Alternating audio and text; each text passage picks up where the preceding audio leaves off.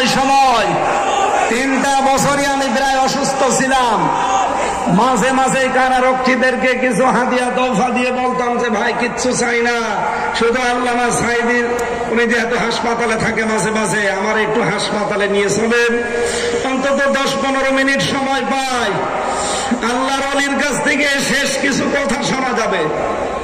উনি আমার শেষের দিকে 10টা মিনিট উপদেশ দিয়েছিলেন, হামজা আমার হয়তো জীবনে বের হওয়া যাবে কিনা জানি না, তবে যদি বাইরে যেতে পারো, আমার 2টা কথা বেশ ভালো মনে আছে, চট্টগ্রাম আর খুলনা, এই 2টা জায়গার নাম তিনি বলেছিলেন। এই 2 জায়গায় যদি যেতে পারো, বাংলার জনগণকে এই 2 জায়গায় জানাবে কোনদিন আমি কোরআনের কথা বলতে পিছপা হইনি, তোমারও নির্দেশ দিলাম কোনদিন পিছপা হবা না। এটা আমার মাথায় হাত দিয়েছিল, আমার মনে হচ্ছে এখন ওনার হাত আমার মাথায় লেগে আছে। আমি ওনার ওই কথাটা যেন মরণের আগ পর্যন্ত মেনে চলতে পারি, আল্লাহ তৌফিক দান বলেন আমিন। কারণ যেই জবান কোরআন বলে ওই জবানে কোনো ভয়